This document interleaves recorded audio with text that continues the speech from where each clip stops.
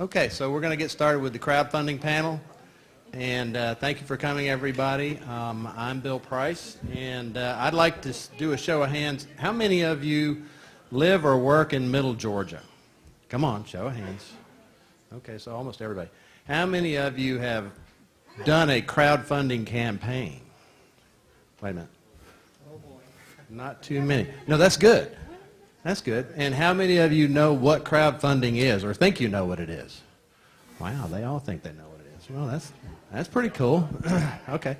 So whether we talk for 5 minutes or 5 hours on crowdfunding today, the thing you really need to know is these people and their names, because they're committed to Georgia. They volunteered their time to come down here today. They all have experience in all kinds of forms of crowdfunding, and there's multiple forms of it.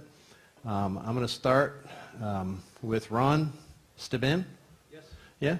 So Ron, he lives here in Georgia, and he's been involved in crowdfunding, raised a couple of $1 million for a big skateboard park or something up in someplace. Where was that? Where is that?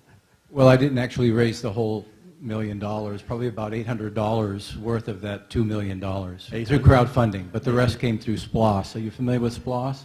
Ah, yeah. Okay. Thank you, SPLOS people, whoever you are. And you're the founder of I'm the Fund Our founder Community. I'm one of the co-founders of Fund Our Community. Right. I have a wonderful team that's virtual. We're all over the country. We're in Silicon Valley. That's where our CEO lives. One of our acclaimed celebrity co-founders, NBA Hall of Fame champion Bill Walton, lives in San Diego. He's a co-founder.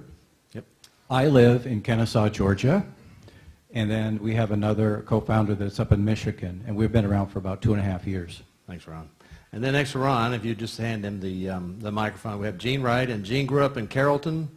That's correct. Right. So, and you have been, you're the founder of the Crowdfunding Investment, Georgia Crowdfunding, or Georgia Investment Crowdfunding Association. Is that it? That's close. That's close. Along with Danita, Yeah. the Georgia Crowdfunding Association. Right. And this is really the equity investor side of crowdfunding versus the donor side.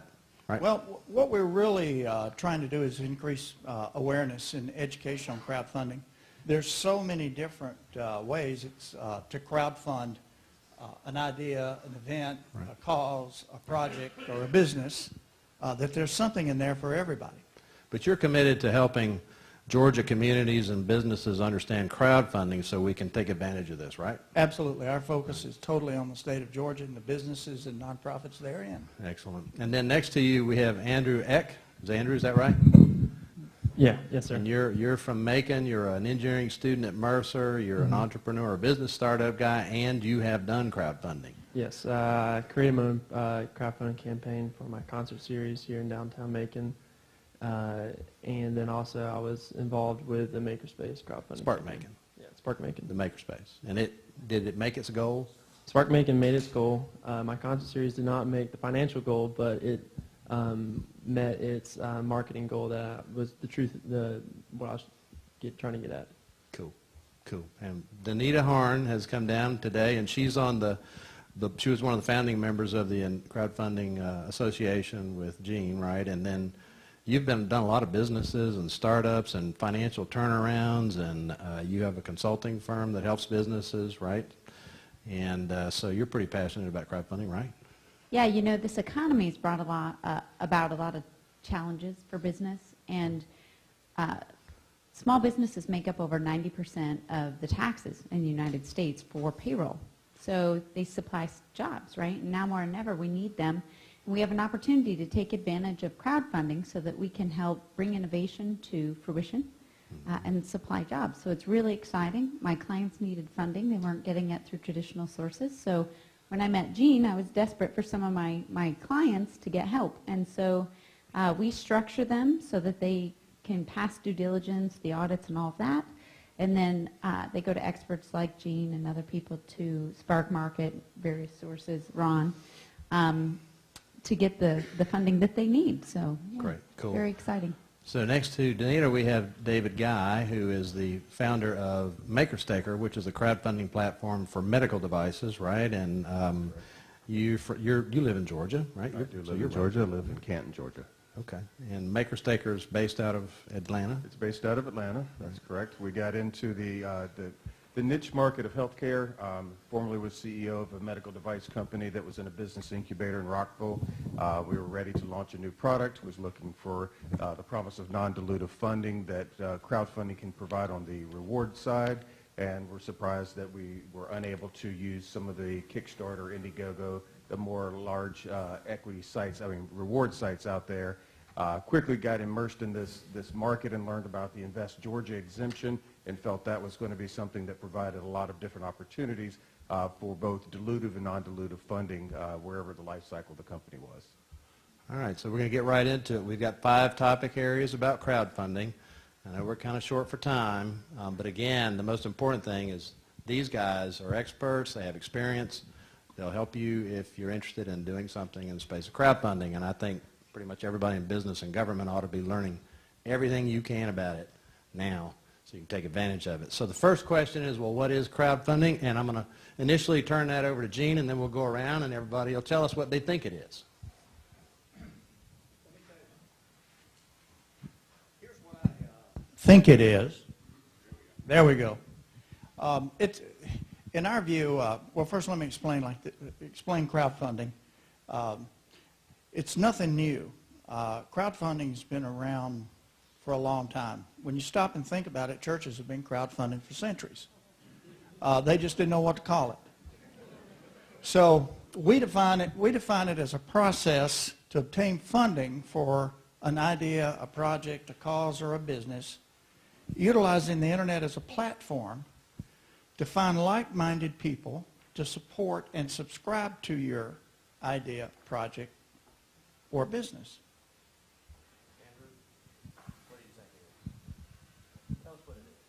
No, that's about right. It's letting people get involved in your project, and the whole process of it, you're kind of getting them the behind-the-scenes video, and then they get the first product, and they get to experience your company or your project from an inside perspective. So what's the difference between the lemonade stand and crowdfunding today? Why do we care? Why should we sit up and pay attention? What's different?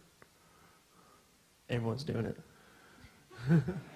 Okay, everyone's, no, not everyone's, there's not that many hands in this room that are doing it. They said they know what it is, but they haven't done it yet. Maybe because it's so accessible to everyone. Oh, okay. Well, Danita, what's crowdfunding from your perspective? We're getting to you.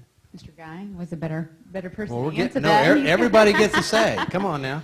Well, listen, to Gene's point, churches, nonprofits have been crowdfunding forever. Now we're translating that into the business world.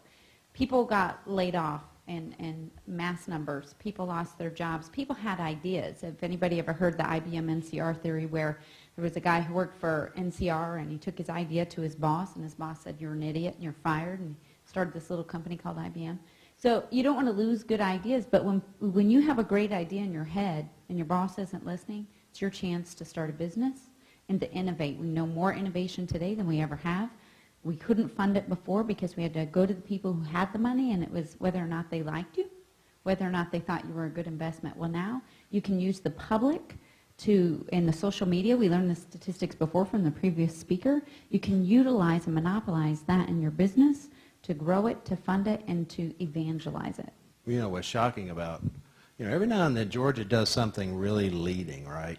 And Georgia was, the first state in the country to pass legislation that enables business crowdfunding, right? Isn't that shocking? It's amazing. So, David, what's crowdfunding?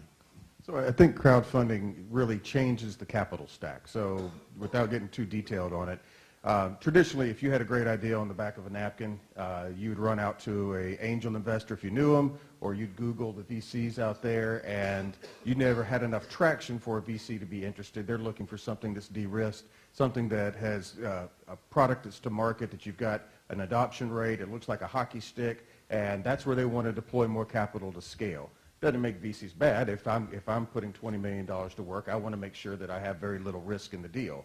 But that doesn't mean that there's not a lot of good ideas. I mean, 95% of deals would never see a VC's desk or get their time. So what this allows is kind of the aggregation of like-minded people that believe in an idea. And what's nice about crowdfunding is it helps really delineate where do you have a a hobby and 5 of you like it, if you have a product and it's not really a company, or if you actually have a company and there's a real need for your market, and it provides you that first group of early adopters which allow you to get that traction to have those subsequent conversations. So crowdfunding can do a lot of different things, and I think one of the overlooked pieces is the marketing, and Andrew said that, and I'm glad you said that. So the marketing piece, if you look at it, it's about getting your brand out there, and the money's nice, particularly if it's a non-dilutive, meaning a reward or donation-based.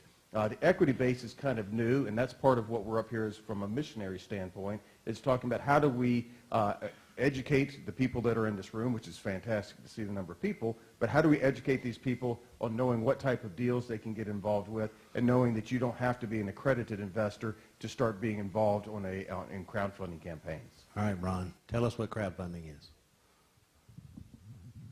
To me, it's better than writing grants. It's better than going after sponsors. It's better than doing business the old way. And for over, I don't know, 40 years, I've worked as an advocate for youth in teaching in the faith-based community as a youth pastor.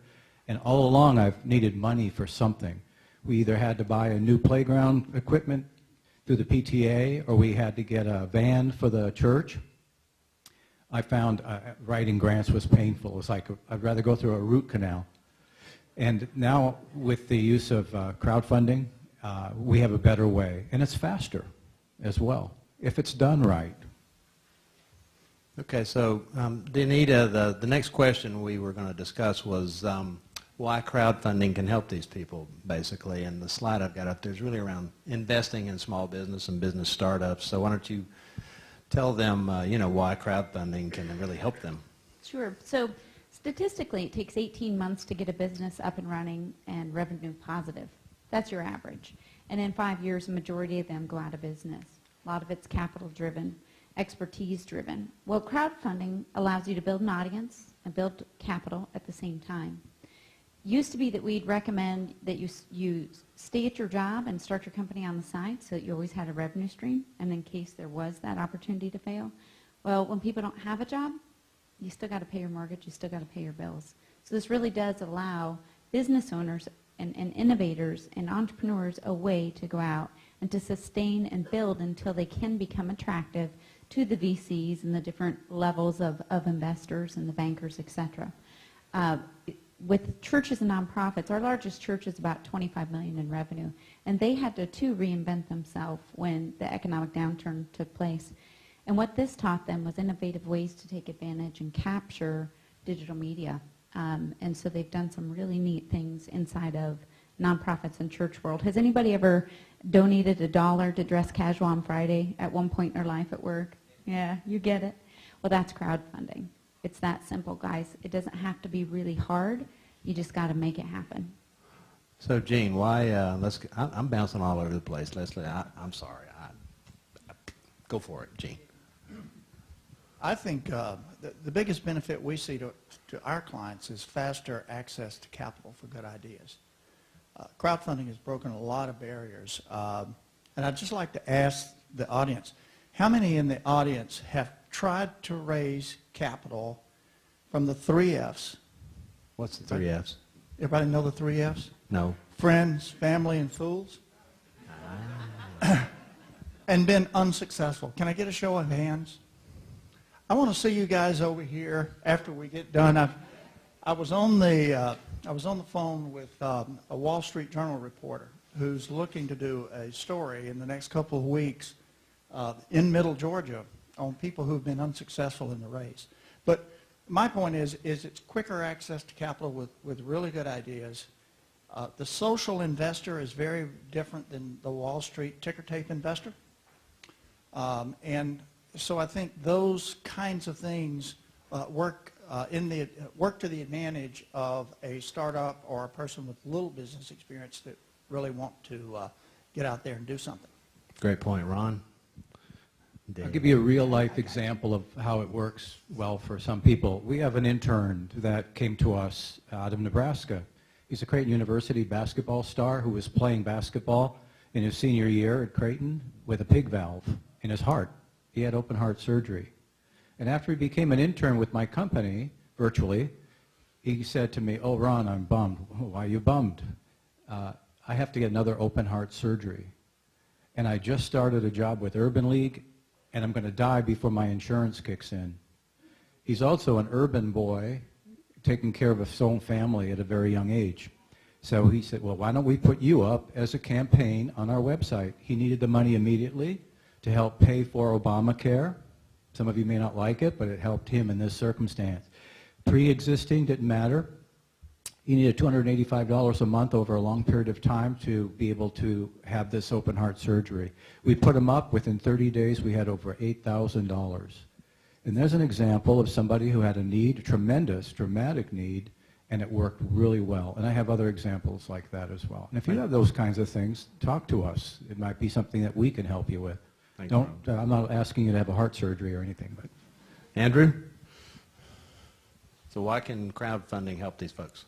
Well, it's a very transparent way to raise money. So if you're starting a business already, then there's really no excuse not to go ahead and do it. For example, with Spark Macon, we created this makerspace, and we already had 10 to 15 members that were wanting to sign up for a whole year. So we already had money that was committed here and there, but it really was able to put it all together and motivate other people to jump on board, peer pressure, whatever you want to call it, and raise money. So, we raised $11,000, I think, and some change. And how long? 30 days, right, Michael? 30 days? Yeah. So, who was the furthest away donor? We had one from Taiwan? Milan. Oh, sorry. But there was members that were already going to be members in there to commit money, and so I would say 4,000 or 6,000 of that really is money that came in just because of crowdfunding. The rest of it was already pre-committed money, but because it was very transparent and it showed that other people are like your idea and think that you're a valid person to give money to, and it got people on board that maybe wouldn't be donating. Thanks, Andrew. David? It was easy to give. David? Well, I think there's 3 legs to the stool. So there's 3 ways to really connect into crowdfunding where it can be a benefit. So you could wear the maker hat. I mean, you've made something, you've come up with an idea, you'd like to see this commercialized. And so that answering an unmet need is what makers do. And I think from a maker standpoint, crowdfunding provides them access to capital. From a staker standpoint, there's a couple reasons stakers get involved. One is because there's the benevolent nature of a staker, that they want to help somebody with their medical bills, or they actually want to be able to diversify their portfolio and be able to raise capital. And the third piece is the mentor. So the mentor side is a lot of companies or consultants are now seeing the opportunity to work with these startups. Just because you've raised all this capital doesn't necessarily mean that you have the team to be able to execute. So being able to surround a maker with the money and then the financial acumen, the IP acumen, whatever they actually need as far as being to de-risk the deal so they can be successful, I think that's what you're going to do. There's a great example of a group called Pebble. Who's heard of Pebble watches? Okay, does anybody here have a Pebble watch? No. Oh, there's one. Oh, great. So was fortunate enough, I work a lot in Silicon Valley with the Hackers Dojo out there, and they came and spoke at the Hackers Dojo. And the gentleman in charge of it, he had presented to 27 VCs and was turned down by all 27 VCs. Put his product on Kickstarter, trying to raise, I think it was $100,000, and raised, what was it, $8-9 million in 30 days. And so terrific success. It raised millions of dollars where people said he couldn't. The issue that they ran into is they weren't ready for the success. So now, how do you execute? How do you source all the components and scale up manufacturing? And he looked around his team, and he didn't have any of those competencies. So we think that there's the opportunity from a mentor side for people to get involved early on with startups. If the product never gets to market, you've at least you've been able to practice your craft and be able to work with people and give back. Thanks, David. So, Andrew, now we're going to talk about the fundamentals of crowdfunding. So, I've got a slide up there.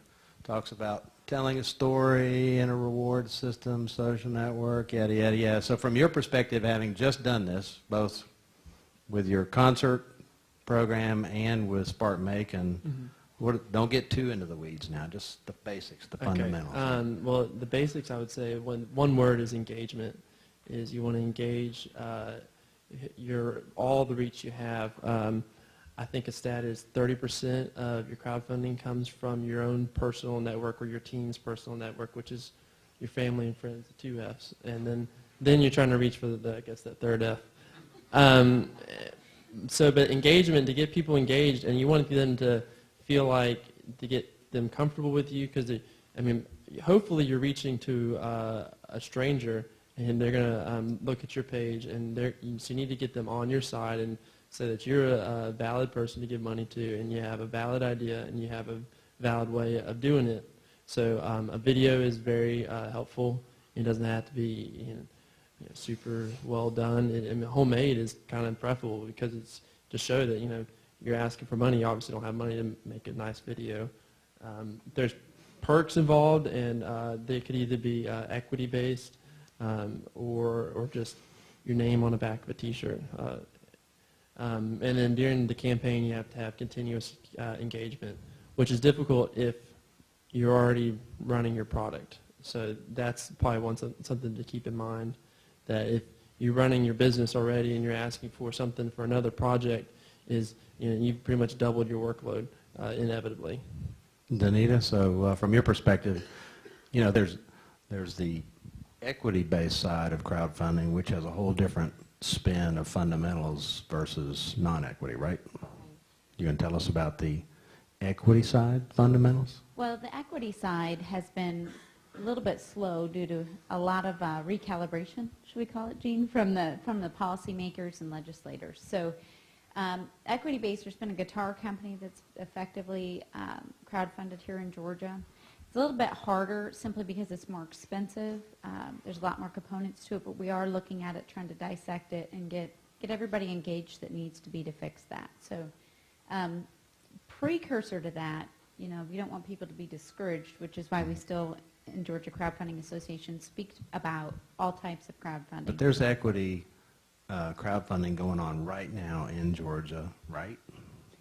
Yeah, there are. There are Real applications submitted estate, to the there's state. real estate equity, there's... There are. There's a lot of different kinds. A great place to get involved with it, if you're in the Atlanta area or even following in Atlanta and you want to learn more about it and see what kind of businesses are doing it, Georgia Tech Village is actively working with them, which is interesting. Okay, cool. Thanks, Ron. Do you want to add anything to the fundamentals of crowdfunding? Well, we're still discovering. I'm a student. I'm not an expert. Oh. And my teachers are half my age, which is kind of interesting. When I was a teacher, my students were half my age. But what I found is that it's engagement, and I saw one of the tweets up here, that engagement is so very critical. And if you don't have the capacity to do that, either in numbers or the creativity, like Andrew was talking about with the video, and some of the things we found that do create engagement is a sad story, unfortunately, a really strong need. Sometimes humor makes a difference too with that engagement. And then the rewards are there for those peripheral people outside your critical mass, that family and friends group. It kind of pushes them over because they want that autographed T-shirt kind of situation or whatever it is. All right, so Gene or David, is there something special or particular you want to add to the fundamentals before we move on to the next thing? Well, I think there's a great deal that goes into a campaign. I know, just like you were saying, Ron, early on when we first launched our first set of projects, we thought you just put the projects out there with some compelling videos and the world would find you. That's not at all the way it works. There's a lot of pre-campaign prep. So there's 60 to 90 days where you need to take someone through a series of things. Again, just because somebody has come up with the world's greatest widget doesn't make them the world's greatest marketer, engagement coordinator. So what we learned to do is put together kind of a turnkey white glove system to take them through the different areas where they had a delta in their team's experience. And so we're about to launch our first crop that are graduating through our white glove team, our white glove process, so that we think that they certainly understand what's involved, they understand what is expected, pre-campaign, campaign launch, and post-campaign, to Andrew's point, you have to continue engaging and trying to push this out. That means finding journalists that are interested in your space that want to write about this and being able to leverage their network. So it's almost like you just want to continue to reach your network, your friends' network, your friends' and friends' network, and then interested parties in that. And it really depends, to your point, are you doing a campaign that is a reward-based and you need to be able to pull heartstrings to get people, or do you need to be able to pull the wallet because people see a great opportunity to jump on? And that's a type of different, the reward versus equity campaigns. So Georgia's crowdfunding, and could each one of you just go down the line, give us one example of a particular crowdfunding campaign that you think might be interesting or a good example of crowdfunding efforts, whether it's gotten its money or not yet? Well, I'll start. The one I like to reference is the funding for Bohemian Guitars in Decatur, Georgia, which was the first capital raise in the state of Georgia. It occurred in October of 2012, I believe, and was the result of accredited and non-accredited investors coming together to get around $500,000 to get the business almost to a Series A round. What was interesting about that particular engagement was that Adam Lee had successfully raised on Kickstarter some $73,000 about 6 months prior. And the people who had gotten involved with the Kickstarter campaign ultimately became huge brand ambassadors for him in the equity campaign. So that's the, I think that's from our state on an equity standpoint, Right. That's kind of our bar right now. Thank you, Gene. Ron, any campaign you want to tell us about? Yes, I had the honor and pleasure of speaking to a group at University of Georgia. There was sports marketing, a group one evening, and the day after I got a phone call from one of the attendees that said, Ron, can we put a campaign up on your website? And I said, what's up? And Stephanie said, my best friend and soccer team and sorority team member was hit by a car, hit and run. Her name was Lizzie, a University of Georgia student. And so we put her up on our website. Within 3 days, we raised $2,500, and the clock kept ticking, and the money kept coming in. The mother of the deceased said to us, could you please take the campaign down? Gulp. What she wanted to do is she started a foundation in her daughter's name, and she didn't want to have two campaigns going. So we honored that. We went back to the donors, and we asked, would you mind creating a legacy for this young lady who died? They all agreed. We passed the money on to the foundation. If she had kept that money in there by the end of 30 days, she probably would have had 20 or 30,000. But I was not going to argue with a grieving mother. But that's an example of the power of the heart-tugging one, unfortunately. Thank you, Ron. Andrew. Well, the two most current ones I'm making were the My Corner Concerts crowdfunding campaign, where essentially I started a concert series here in downtown Macon, and it started a month ago. And so I had to establish a brand and establish an audience and get them to pay me money to come see a show. So, and I was successful, and I made money on my first show. And entertainment, that's unheard of. So it's been successful, and Macon has proven that it can support crowdfunding. Danita, tell us about a crowdfunding campaign. I think my favorite are right now the nonprofits that are trying to change the world. Some of them are medical, devices that couldn't get funding, et cetera, which probably need to talk to you. But we're able to help them do different types of campaigns, whether it be a capital raise for a building, whether it be to get staff or what have you. We just want them to get legs. So that's my favorite because, and we're active in about 15 right now. Yeah, Habitat for Humanity here in Middle Georgia is using crowdfunding too. The Better Business Bureau does, absolutely. Thank you. David? Well, while we focus on the medical space, there's a longer runway from IP and some of the regulatory things that have to get passed. So we've got some things in the pipeline that we'll hope to be talking about very soon. But I think what would probably be most germane to this audience and something that's familiar to everybody is real estate. And in the real estate world, there's a group called Ground Floor that's done a good job of doing Invest Georgia exemption campaigns here in Georgia. And what they've been able to do is it's a little bit like a REIT. If you're familiar with that, basically that was a group that you would invest in and they would buy properties. What the real estate people are doing is they are buying a property, flipping that property, and everybody that contributes that campaign are part owners in that property and take advantage of the success in there. And I think that is going to be where we're going to see kind of that first level traction in crowdfunding, because people understand flipping houses. Everybody's got the A&E network, and you've seen one of the house flippers, and you think, wow, I'd love to be part of that and be a developer like that. So there's also some intrinsic security. Instead of banking on somebody's idea and a market opportunity and a great business plan, there's a good understanding that there's equity in that house. I'm probably secured somewhere on the downside. And so you're going to see a lot of the equity-based real estate opportunities move forward at the fastest level. And I think that's probably the fastest level, fastest growing sector within the equity-based crowdfunding. The reward-based, there's a lot of different outstanding campaigns and outstanding reasons to be involved. But when you start thinking about what's really moving the needle on the equity raises, the ground floor campaigns where I think they've turned 4 or 5 houses. I'm on their mailing list. I think they've paid back 4 or 5 loans already, and people are doing much better than they would if they were putting it into to their 401k, a lot of times into the stock market. And I think if you think about what the crowdfunding is, if you remember E-Trade, does everybody know what E-Trade is? Do you remember the time where you could only deal with your broker and you couldn't make decisions of where you put your money? That's really where crowdfunding is going. So crowdfunding in 5 years will be just as well accepted as E-Trade is now, and you wonder how you ever had to go through another third party to invest money. You now have control of where you put your money, and it's based on what you think is a good idea based on your research. And there's really no harm in trying and failing, right? That's how you learn. That's everything I've learned. I haven't learned a lot through success. I've learned everything from failing. Okay, so if you want to know more, you can track these people down. I'll help you find them. There's meetups in Georgia. There's Eventbrite. There's LinkedIn groups.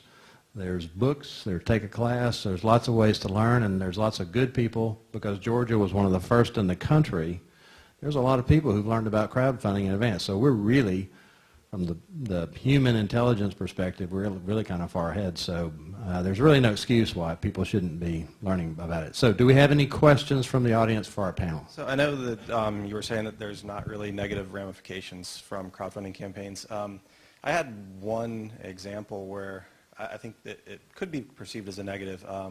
We had a startup company. They did a Kickstarter campaign, and the campaign failed.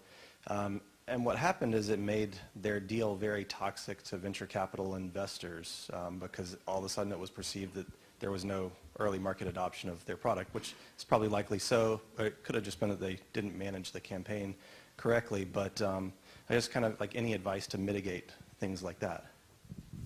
Okay, boys. So I think that's somewhat common. There are a lot of examples of Kickstarter campaigns that failed. One is if you've heard of the Coolest Cooler. Anybody heard of that one? Yeah. So that one failed miserably the first time through. And the second time through, they raised $11 million in 30 days. And it was that they learned lessons along the way. I think maybe to your point, one of the things that the venture capitalists are more concerned about is on the equity side. Reward side, if you've got the early adopters, they're very happy to see that because that means that you've got somebody, there's a large user base for that product already, and you're seeing sales.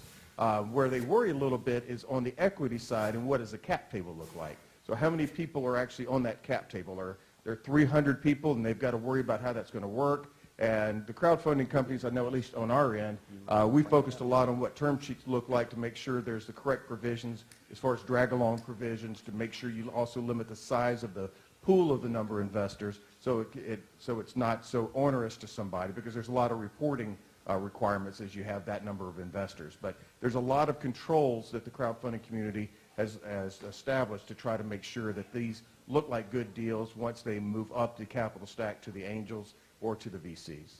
Hey, Eric, was that pretty good? Is that good enough? Okay, so my cousin Lee Connor from Arlington, Georgia, he has a question he wants to ask. Sure. Georgia allows intra-state investment in crowdsourcing now, like Kansas, up to, is it $10,000 for any one individual? Yes, 10,000 per We're year. not accredited. How, as far as where we're from, or where I'm from, in a very depressed area, do you see crowdsourcing helping when you're trying to bring folks from other areas to invest in your local area where there is no money? You know, that's one of the great hopes for crowdfunding, is that you can create a virtual community that really doesn't have physical constraints.